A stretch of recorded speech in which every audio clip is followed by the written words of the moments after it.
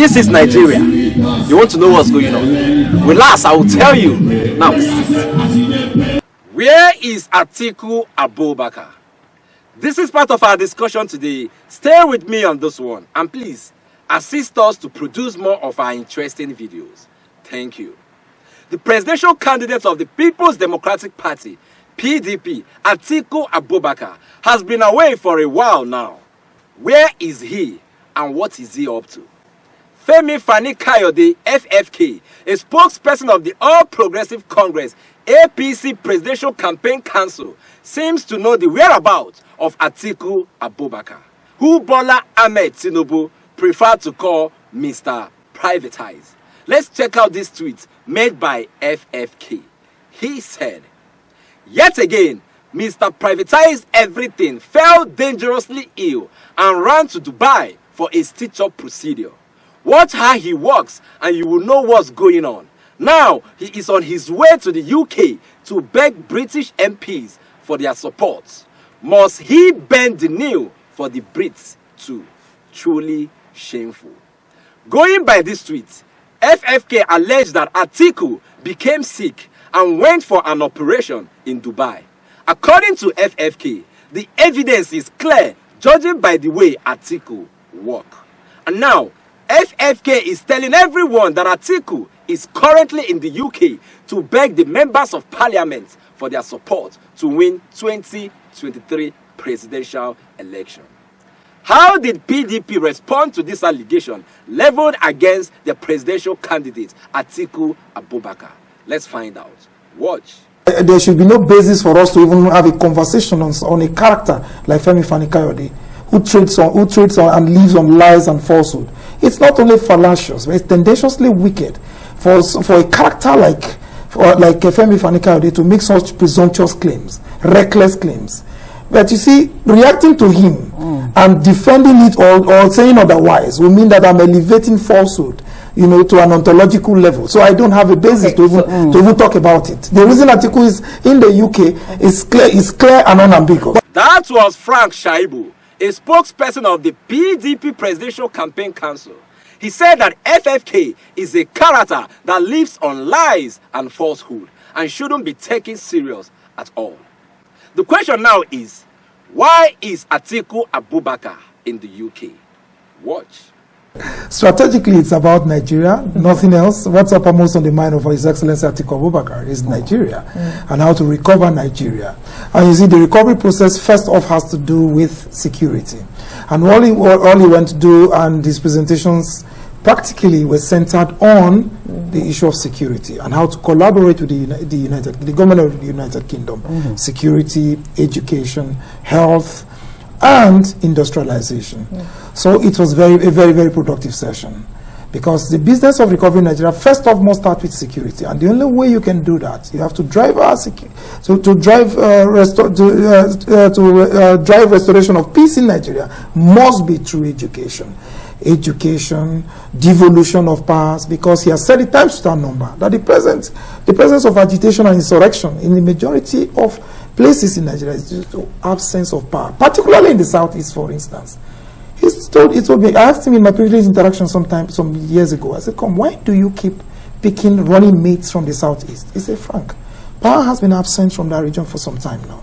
And you see, the only way you can stop insurrection and agitation from a particular section of Nigerians, especially a section of Nigerians that are instead of hardworking people, is to see how you can bring power closer to the people." And that is why, he elected to do that. Yeah. Frank Shaibu said Atiku's visit to the UK is part of his plans to recover Nigeria. He said Atiku is interested in security, education, health, and industrialization.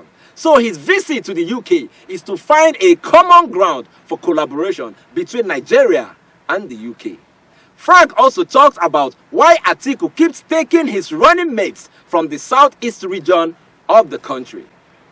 He said Atiku once told him that power has been absent from that region for a while, and part of the key areas he will look into when he comes to power is the area of devolution of power.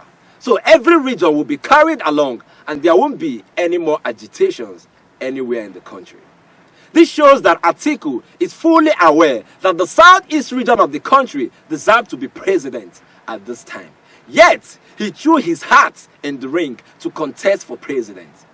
If this is not hypocrisy, I wonder what it is. Now, President Muhammadu Buhari has finally woken up to campaign for the presidential candidate of his party, APC, Bola Ahmed Tinubu. Watch. I would like you to make sure that you work very hard in the gym, produce the food we need, pay your taxes, and make sure that our children go to school, that our unhealthy relatives get medical care. That's all we need from government. Security, education, health care. Please, go to your constituencies, make sure that you choose people who are very responsible, people who will keep you informed and act according and using the resources available in your locality. As I said, education, healthcare are our priorities. Please make sure that you have security in your area. The campaign rally you just watched happened in Yola, Adamawa State. That state is Atiku's state of origin. So Buhari began his campaign for a Tinubu presidency in the home state of the PDP presidential candidate Atiku Abubakar. The takeaway from that campaign is that Buhari charged the Nigerians to vote for a candidate who is responsible and will advance security, education, and healthcare. But I didn't hear him say Bola Ahmed Tinubu is the right candidate. Again, is Buhari indirectly telling Nigerians that he failed woefully in the areas he mentioned: security, education, and healthcare? If so, then his party, the APC, cannot be trusted to continue, since the presidential candidate of the party, Bola Ahmed Tinubu, has made it clear to everyone that he will build on the legacies of President Buhari. That means he will be building on a failed foundation. That's the truth and nothing more. Finally, the presidential candidate of the Labour Party, Mr. Peter Obi, was in Onitsha, Anambra State, his place of birth, to campaign. This was how it went down. Watch. The party leadership say the people are tired of bad governance and now seek relief, which the Labour Party has come up with. The light that will rescue Nigeria is coming from you. Are you not a special generation? Onitsha have always produced great leaders, and another one is about to come. You must make sure that you have your what? And you will make sure that you go to the rural area, that you talk to all those market women and tell them that it is what? Mama, Papa, Pipi. The Labour Party vice presidential candidate reveals why he identifies with Mr. Peter Obi. I believe in justice, and that is why I'm with Peter Obi. To live as one, a leader like Peter Obi must be elected in Nigeria. Mr. Peter Obi himself insists he has come to fix Nigeria for the better. We want to end suffering in Nigeria.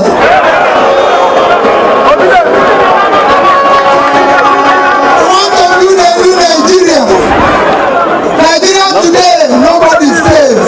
In Nigeria today, families are suffering. In Nigeria today, people are begging to eat. That is what we want to end. As usual, Peter Obi said he wants to end suffering in Nigeria. Let's not pretend about this. Everyone is suffering today in Nigeria. There is nothing like the middle class anymore. It's either you are super rich or you are just poor. There is nothing to it. Finally, please go collect your PVC now. Collection will end on the 22nd of February according to INEC. Go get yours now and be part of Nigeria Decide 2023. You know how we do it. I'll see you tomorrow. Don't you think you're forgetting something? Yes, the subscription button. Click on it right now.